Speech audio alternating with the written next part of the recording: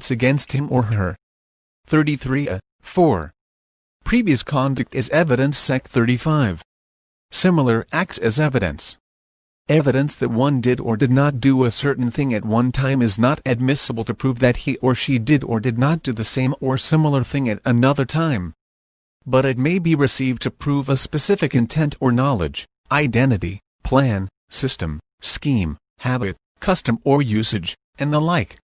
34a. Sec. 36. An accepted offer. An offer in writing to pay a particular sum of money or to deliver a written instrument or specific personal property is, if rejected without valid cause, equivalent to the actual production and tender of the money, instrument, or property. 35. Sec. 36. Testimony generally confined to personal knowledge, hearsay excluded. Transposed to Sec. 22. Testimony confined to personal knowledge. 5. Hearsay. Sec. 37. Hearsay. Hearsay is a statement other than one made by the declarant while testifying at a trial or hearing, offered to prove the truth of the facts asserted therein. A statement is 1. An oral or written assertion, or 2. A nonverbal conduct of a person if it is intended by him or her as an assertion. Hearsay evidence is inadmissible except as otherwise provided in these rules.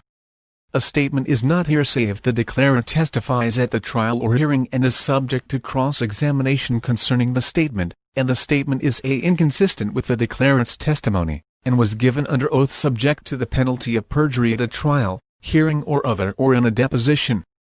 b. Consistent with the declarant's testimony and is offered to rebut an express or implied charge against the declarant of recent fabrication or improper influence or motive, or c. One of identification of a person made after perceiving him or her. N. 6. Exceptions to the hearsay rule. Sec. 38. Dying declaration.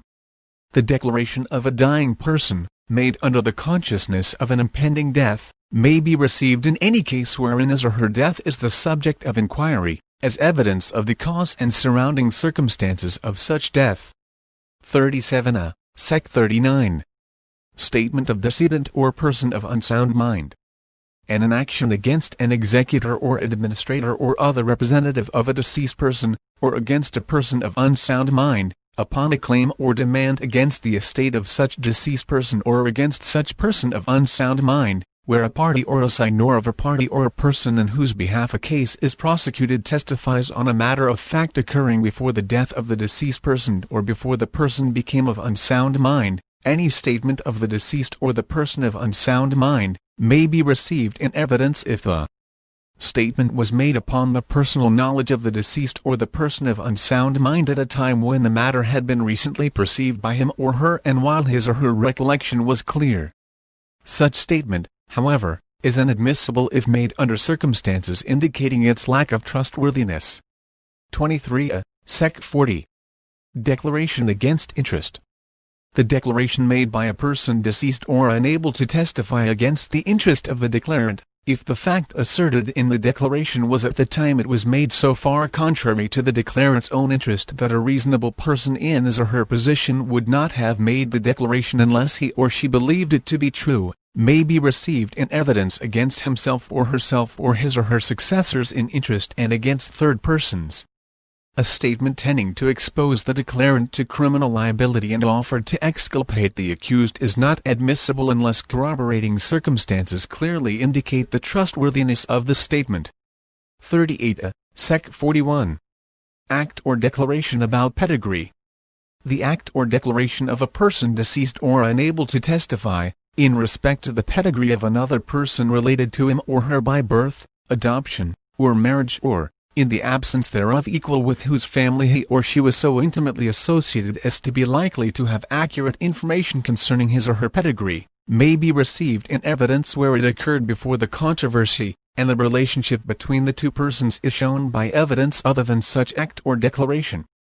The word pedigree includes relationship, family genealogy, birth, marriage, death, the dates when and the places where these facts occurred, and the names of the relatives. It embraces also facts of family history intimately connected with pedigree. 39a. Sec. 42. Family reputation or tradition regarding pedigree. the reputation or tradition existing in a family previous to the controversy, in respect to the pedigree of any one of its members, may be received in evidence if the witness testifying thereon be also a member of the family, either by consanguinity, affinity, or adoption. Entries in family Bibles or other family books or charts, engraving on rings, family portraits and the like, may be received as evidence of pedigree. 40a, Sec. 43. Common reputation. Common reputation existing previous to the controversy, as to boundaries of or customs affecting lands in the community and reputation as to events of general history important to the community, or respecting marriage or moral character, may be given in evidence. Monuments and inscriptions in public places may be received as evidence of common reputation. 4 Law Sec. 44. Part of the res gestae. Statements made by a person while a startling occurrence is taking place or immediately prior or subsequent thereto, under the stress of excitement caused by the occurrence with respect to the circumstances thereof, may be given in evidence as part of the res gestae. So, also, statements accompanying an equivocal act material to the issue, and giving it a legal significance, may be received as part of the res gestae. 42a, Sec. 45. Records of regularly conducted business activity. A memorandum, report, record or data compilation of acts, events, conditions, opinions or diagnoses made by writing, typing, electronic, optical or other similar means at or near the time of or from transmission or supply of information by a person with knowledge thereof, and kept in the regular course or conduct of a business activity, and such was the regular practice to make the memorandum, record, or data compilation by electronic, optical or similar means, all of which are shown by the testimony of the custodian or other qualified witnesses, is accepted from the rule on hearsay evidence. 43a, Sec. 46. Entries in official records. Entries in official records made in the performance of his or her duty by a public officer of the Philippines, or by a person in the performance of a duty specially enjoined by law, are prima facie evidence of the facts therein stated. 44a, Sec. 47. Commercial lists and the like evidence of statements of matters of interest to persons engaged in an occupation contained in a list, register, periodical, or other published compilation is admissible as tending to prove the truth of any relevant matter so stated if that compilation is published for use by persons engaged in that occupation and is generally used and relied upon by them therein. 45, Sec. 48. Learned Treatises. A published treatise, periodical or pamphlet on a subject of history, law, science, or art is admissible as tending to prove the truth of a matter stated therein if the court takes judicial notice, or a witness expert in the subject testifies, that the writer of the statement in the treatise, periodical or pamphlet is recognized in his or her profession or calling as expert in the subject. 46a, Sec. 49. Testimony or deposition at a former proceeding. The testimony or deposition of a witness deceased or out of the Philippines or who cannot, with due diligence be found therein or is unavailable or otherwise unable to testify, given in a former case or proceeding, judicial or administrative, involving the same parties and subject matter, may be given in evidence against the adverse party who had the opportunity to cross-examine him or her. 47a, Sec. 50. Residual Exception. A statement not specifically covered by any of the foregoing exceptions, having equivalent circumstantial guarantees of trustworthiness is admissible if the court determines that a. the statement is offered as evidence of a material fact, b. the statement is more probative on the point for which it is offered than any other evidence which the proponent can procure through reasonable efforts, and c. the general purposes of these rules and the interests of justice will be best served by admission of the statement into evidence.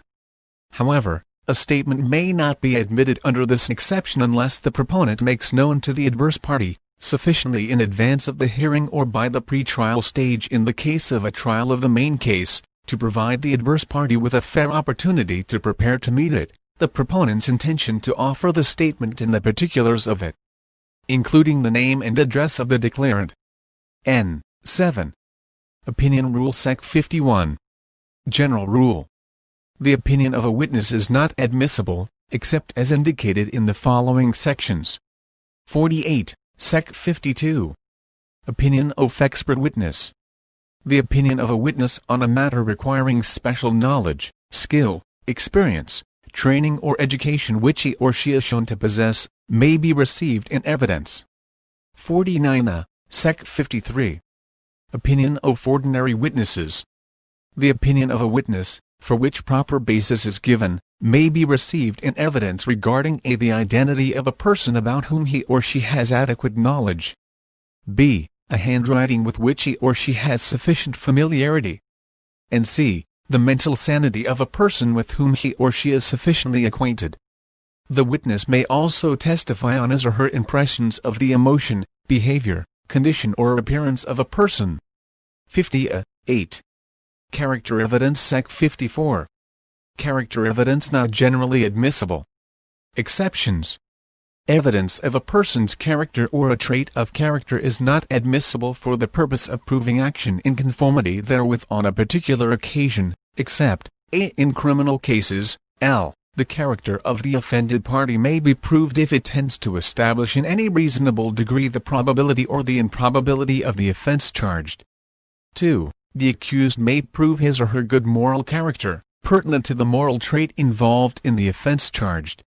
However, the prosecution may not prove his or her bad moral character unless on rebuttal. b. In civil cases, evidence of the moral character of a party in a civil case is admissible only when pertinent to the issue of character involved in the case. In criminal and civil cases, evidence of the good character of a witness is not admissible until such character has been impeached.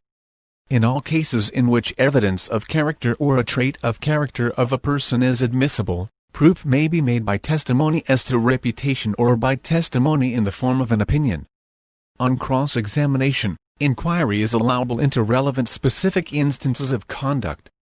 In cases in which character or a trait of character of a person is an essential element of a charge, claim or defense, proof may also be made of specific instances of that person's conduct. 51a. 14. Rule 132, Rule 131 Burden of proof, burden of evidence and presumptions. Section L.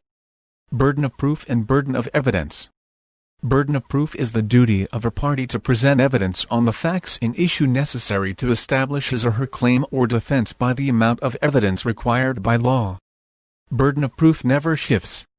Burden of evidence is the duty of a party to present evidence sufficient to establish or rebut a fact in issue to establish a prima facie case.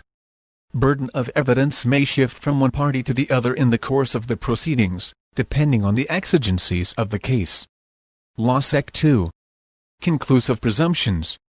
The following are instances of conclusive presumptions: a. Whenever a party has, by his or her own declaration, act, or omission, intentionally and deliberately led another to believe a particular thing true, and to act upon such belief, he or she cannot, in any litigation arising out of such declaration, act or omission, be permitted to falsify it.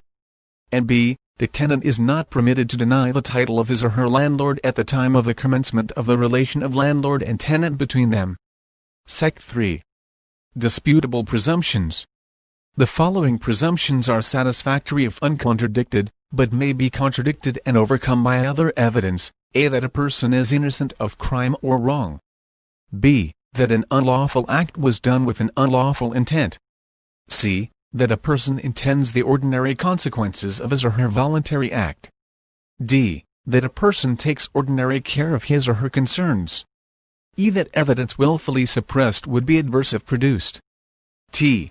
That money paid by one to another was due to the latter. That a thing delivered by one to another belonged to the latter. h. That an obligation delivered up to the debtor has been paid. That prior rents or installments had been paid when a receipt for the later one is produced. j. That a person found in possession of a thing taken in the doing of a recent wrongful act is the taker and the doer of the whole act. Otherwise, that things which a person possesses, or exercises acts of ownership over, are owned by him or her. k. That a person in possession of an order on himself or herself for the payment of the money, or the delivery of anything, has paid the money or delivered the thing accordingly. l. That a person acting in a public office was regularly appointed or elected to it. m. that official duty has been regularly performed. N. That a court, or judge acting as such, whether in the Philippines or elsewhere, was acting in the lawful exercise of jurisdiction. O. That all the matters within an issue raised in a case were laid before the court and passed upon by it. And in like manner that all matters within an issue raised in a dispute submitted for arbitration were laid before the arbitrators and passed upon by them. P. That private transactions have been fair and regular. Q. That the ordinary course of business has been followed. R. That there was a sufficient consideration for a contract. S. That a negotiable instrument was given or endorsed for a sufficient consideration. T. That an endorsement of a negotiable instrument was made before the instrument was overdue and at the place where the instrument is dated. U. That a writing is truly dated. V. That a letter duly directed and mailed was received in the regular course of the mail. W. That after an absence of 7 years, it being unknown whether or not the absentee still lives, he or she is considered dead for all purposes, except for those of succession. The absentee shall not be considered dead for the purpose of opening his or her succession until after an absence often years. If he or she disappeared after the age of 75 years, an absence of 5 years shall be sufficient in order that his or her succession may be opened. The following shall be considered dead for all purposes including the division of the estate among the heirs. 1. A person on board a vessel lost during a sea voyage, or an aircraft which is missing, who has not been heard of for 4 years since the loss of the vessel or aircraft. 2. A member of the armed forces who has taken part in armed hostilities, and has been missing for 4 years. 3. A person who has been in danger of death under other circumstances and whose existence has not been known for 4 years. And 4. If a married person has been absent for 4 consecutive years, the spouse present may contract a subsequent marriage if he or she has a well-founded belief that the absent spouse is already dead. In case of disappearance, where there is a danger of death, the circumstances herein above provided, an absence of only 2 years shall be sufficient for the purpose of contracting a subsequent marriage. However, in any case, before marrying again, the spouse present must institute summary proceedings as provided in the family code and in the rules for declaration of presumptive death of the absentee, without prejudice to the effect of reappearance of the absent spouse. X. That acquiescence resulted from a belief that the thing acquiesced in was conformable to the law or fact. Y. That things have happened according to the ordinary course of nature and ordinary nature habits of life. Z. That persons acting as co-partners have entered into a contract of co-partnership. R. That a man and woman deporting themselves as husband and wife have entered into a lawful contract of marriage.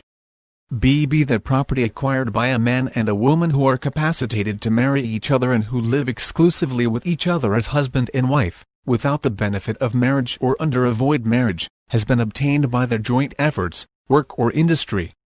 C. That in cases of cohabitation by a man and a woman who are not capacitated to marry each other and who have acquired property through their actual joint contribution of money, property or industry, such contributions and their corresponding shares, including joint deposits of money and evidences of credit, are equal. D. That if the marriage is terminated and the mother contracted another marriage within 300 days after such termination of the former marriage, these rules shall govern in the absence of proof to the contrary. 1. A child born before 180 days after the solemnization of the subsequent marriage is considered to have been conceived during such marriage, even though it be born within the 300 days after the termination of the former marriage. And 2. A child born after 180 days following the celebration of the subsequent marriage is considered to have been conceived during such marriage, even though it be born within the 300 days after the termination of the former marriage. E. That a thing once proved to exist continues as long as is usual with things of that nature. That the law has been obeyed. That a printed or published book, purporting to be printed or published by public authority, was so printed or published. That a printed or published book, purporting to contain reports of cases adjudged in tribunals of the country where the book is published, contains correct reports of such cases. e. that a trustee or other person whose duty it was to convey real property to a particular person has actually conveyed it to him or her when such presumption is necessary to perfect the title of such person or his or her successor in interest. That except for purposes of succession, when two persons perish in the same calamity, such as wreck, battle, or conflagration, and it is not shown who died first, and there are no particular circumstances from which it can be inferred, the survivorship is determined from the probabilities resulting from the strength and the age of the sexes, according to the following rules. L. If both were under the age of 15 years, the older is deemed to have survived. 2. If both were above the age of 60, the younger is deemed to have survived. 3. If one is under 15 and the other above 60, the former is deemed to have survived. 4. If both be over 15 and under 60, and the sex be different, the male is deemed to have survived, if the sex be the same, the older. And 5. If one be under 15 or over 60, and the other between those ages, the latter is deemed to have survived. KK that if there is a doubt, as between two or more persons who are called to succeed each other, as to which of them died first, whoever alleges the death of one prior to the other, shall prove the same. In the absence of proof, they shall be considered to have died at the same time. 3. Sec. 4. No presumption of legitimacy or illegitimacy. There is no presumption of legitimacy or illegitimacy of a child born after 300 days following the dissolution of the marriage or the separation of the spouses. Whoever alleges the legitimacy or illegitimacy of such child must prove his or her allegation. 4. Sec. 5. Presumptions in civil actions and proceedings. In all civil actions and proceedings not otherwise provided for by the law or these rules, a presumption imposes on the party against whom it is directed the burden of going forward with evidence to rebut or meet the presumption. If presumptions are inconsistent, the presumption that is founded upon weightier considerations of policy shall apply. If considerations of policy are of equal, neither presumption applies. N. Sec. 6. Presumption against an accused in criminal cases. If a presumed fact that establishes guilt is an element of the offense charged, or negates a defense, the existence of the basic fact must be proved beyond reasonable doubt, and the presumed fact follows from the basic fact beyond reasonable doubt.